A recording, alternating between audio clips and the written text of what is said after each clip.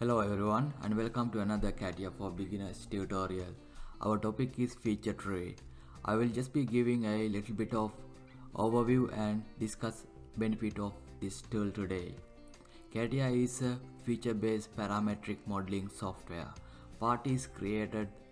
CATIA part is created using set of features, geometries and constraints.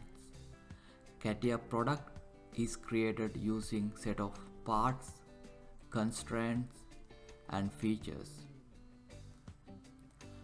When we design with CATIA, feature tree start recording all the steps of design process including features, constraints, geometries in sequential order.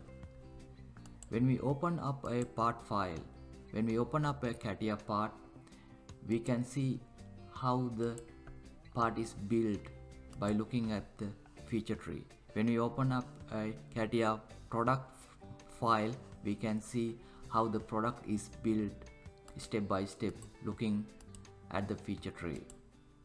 When you click the node in front of each feature, you can see another set of features. You can expand the tree and see another set of features including features, geometries and constraints that are used to create that particular feature. Here is the most important thing. You can actually edit, reposition and delete existing parts using CATIA feature tree to create new parts without having to create the part from the beginning, which is very quick way of creating new parts. Number 2, you can temporarily suppress certain features in the model using feature tree to have a different look based on user requirements. For example, if you want to suppress the mounting hole of this bearing house, you can do it using feature tree. Double click on the casting.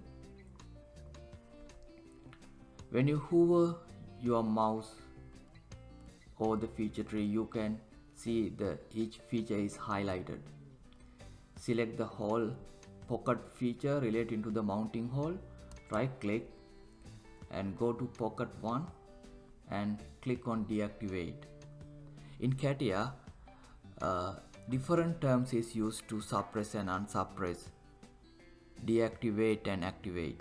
So when I click on deactivate, so the hole would be suppressed. Click OK and click on update button. Now the hole is suppressed temporarily. So if you want to unsuppress them, again right click on the pocket, select pocket 1 and click on activate and click OK and click on update all button. Now it is unsuppressed. So we can suppress and unsuppress most of the features using feature tree. Number 3, we can select features or object in the model using feature tree. When we click on each part or model, the part is highlighted.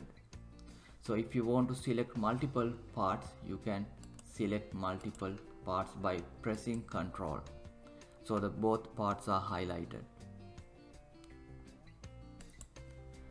Let's see what are the commands that we can perform on feature tree. By default, the feature tree is inactive. We cannot perform any command except scrolling up and down using middle mouse button. But we can activate the feature tree. Press Shift and F3 to activate feature tree. You can see the model is grayed out. Now click on zoom in command and zoom out command. You can see the zoom in and zoom out commands are applied to feature tree. And also we can drag and drop this feature tree anywhere we want within this area when it is active. Click and hold any of the branch and drag your mouse. Click and hold any of the branch and drag your mouse. You can place it anywhere you want.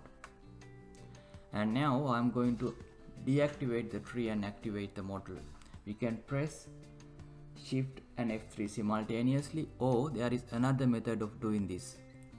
Click once on any branch of the tree. Then tree is deactivated and model is activated. If you want to revert it back, click again on any branch. Now the tree is activated and model is deactivated.